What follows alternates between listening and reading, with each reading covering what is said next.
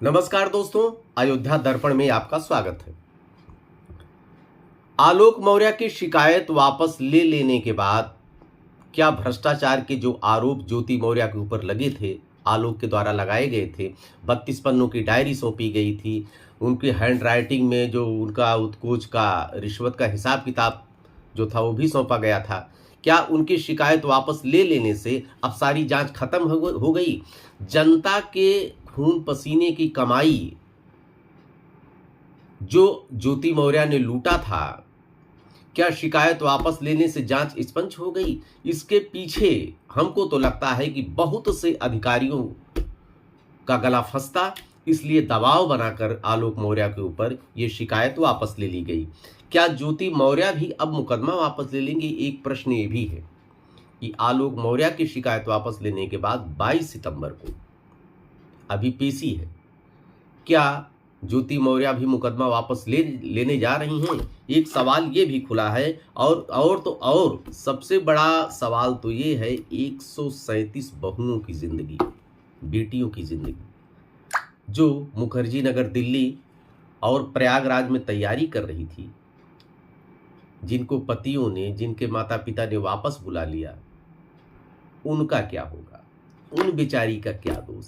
इन दोनों मूर्खों के कारण जब आपको इस स्टेज पे आना था तो इतना बाउंडर करके पूरे समाज का, पूरे पता नहीं कितने परिवारों का, पूरे देश का इतनी बड़ी क्षति आप लोगों ने किया, इतना नुकसान किया, एक राष्ट्रीय मुद्दा बना दिया अपने बाउंडर को। आप एक लोक सेवक हैं ज्योति मौर्य भी, एक राज्य कर्मचारी ये भी है, लेकिन जब इतना दूर तक जाने के बाद जब आपको समझौता ही करना था तो आपने इतना बड़ा नुकसान क्यों किया? मनीष दुबे का तो पता ही नहीं लगा, उनके खिलाफ भी शायद कोई शिकायत हुई थी, लेकिन उसका आते पता कुछ नहीं चला, वो भी खत्म हो गई।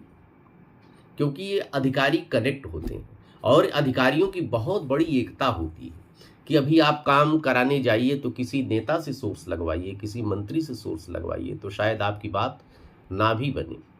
लेकिन एक अधिकारी का, अगर अधिकारी से आपने बात करवा दिया तो आपका काम समझ लीजिए हो गया। भ्रष्टाचार भी बड़ी ईमानदारी से होता है। मेरा तो भैया, मैं जानता हूँ, हमारे मित्र कुछ बताते हैं कि अधिकारी अगर पैसा ले लेते हैं कि अगर काम नहीं हुआ तो ससम्मान वैसे वापस करते हैं, क्योंकि अपना धंधा उनको जीवन भर चलाना रहता है, इसलिए कभी बेईमानी नहीं करते हैं। क्या अब आलोक मौर्य और ज्योति मौर्य साथ साथ रहेंगे? असंभव।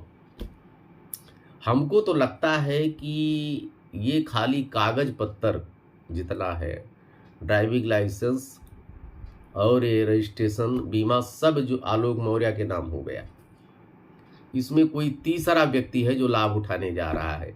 और चूंकि ये बताइए कि इनकी पत्नी जब एसडीएम थी, इतने ज़्यादा आपने साक्ष्य इकट्ठा किए थे और 2 साल से इकट्ठा करते आ रहे थे, जनता का पैसा लूटा जा रहा था, तो आप आखिर क्यों नहीं अभी तक आए आप सामने? पहले ही आप भ्रष्टाचार, आपकी और ज्योति की बात नहीं बनी। होता नहीं कि प्रॉपर्टी डीलिंग में भी जैसे है, जब पैसे का लेन देन कोई होता है, बीच में जब बात बिगड़ती है तो दुश्मनी हो जाती है। वही है कि जब दोस्ती दुश्मनी में तब्दील होती है तो बहुत ही घातक होती है। हमको तो लगता है ये कुछ रहा होगा, और हमें लगता है कि ज्योति मौर्य से ज्यादा तो आलोक मौर्य भ्रष्टाचारी रहा होगा। इसकी भी जांच होनी चाहिए, क्योंकि लेन देन कहीं न कहीं इसका गला दबा है। अरे समझाया गया होगा कि भैया ऐसा है कि आप 2 वर्षों से इतने साक्ष्य इकट्ठा कर रहे थे, आज तक आप कहां थे? आप दिखाई क्यों नहीं पड़े? इसका मतलब है कहीं न कहीं बहुत बड़ा इसके प्रति संवेदना हुई आलोक मौर्य के खिलाफ। पूरे भारत के हीरो बन गए। कुछ लोग तो यहाँ तक कर रहे हैं कि अभी सांसदी लड़ जाए जीत जाएगा, विधायकी लड़ जाए जीत जाएगा, इसको राजनीति में आना चाहिए। इतना आलोक मौर्य की लोकप्रियता हो चुकी है, अंत में क्या हुआ? सब कुछ। हम तो कहेंगे कि आलोक मौर्य बहुत कायर आदमी है। बाद में जो इन्होंने निर्णय लिया वो बहुत कायराना पूर्ण निर्णय लिया। जो अभी गए थे ससम्मान, आपने वापस ले लिया शिकायत। शिकायत वापस ले लेने से क्या जो भ्रष्टाचार हुआ है वो खत्म हो गया? इसलिए हम तो चाहते हैं कि इसमें ज्योति मौर्य से ज्यादा आलोक मौर्य दोषी। लेकिन एक चीज मैं कहूंगा, ज्योति मौर्य ने कोई स्टेटमेंट नहीं दिया, अनाप शनाप नहीं बोला, मीडिया के सामने नहीं आई, और बोला भी तो बहुत संतुलित कि मामला कोर्ट में है। नपा तुला एक जवाब दे दिया, मामला कोर्ट में है, जो कुछ हमने कहूंगा कोर्ट के सामने कहूंगी, और तलाक के मुकदमे तो सामान्य है भाई, बात हमारी आपकी नहीं बन रही। आप देख लिए सैकड़ों केस आपके कचहरी में चलते रहते हैं, और 498 का मुकदमा जब दर्ज करती हैं एक बार महिलाएं, तो अपने आप 1-1.5 साल लड़ने के बाद वो खुद ट्रेंड हो जाती है। पता नहीं, हम तो देखे हैं कचहरियां पता नहीं कितनी लोग एलएलबी कर लेती, उसके बाद अच्छी खासी वकील बन जाती हैं। अरे भाई, इतना दिन मुकदमा लड़ने के बाद ट्रेंड तो आपको ही जाना है। कुल मिला के हम आप लोगों को सलाह दे देंगे कि पारिवारिक मामलों को कभी भी मीडिया के सामने न लाएं, समाज के सामने न लेकर आए, अपने परिवार के झगड़े को परिवार में ही निपटाएं, क्योंकि इससे बदनामी होगी, मिलना मिलाना कुछ नहीं, और आप ऐसी गंदगी फैला दोगे कि जिससे समाज को बहुत बड़ा नुकसान हो जाता है। देखिए कितनी बहुओं, कितनी बेटियों का नुकसान आलोक मौर्य के, ज्योति मौर्य के ही कारण हो गया। इसलिए जब आप कोई घटना घटित होती है तो वो घटना सिर्फ उन व्यक्तियों को ही नहीं प्रभावित करती है जिनके कारण वो घटित होती है, वो घटना प्रभावित करती है उनको भी, जो समाज में रहने वाले जो एटमॉस्फेयर है, अगल बगल का माहौल है, और भी परिवारों को प्रभावित कर देती है।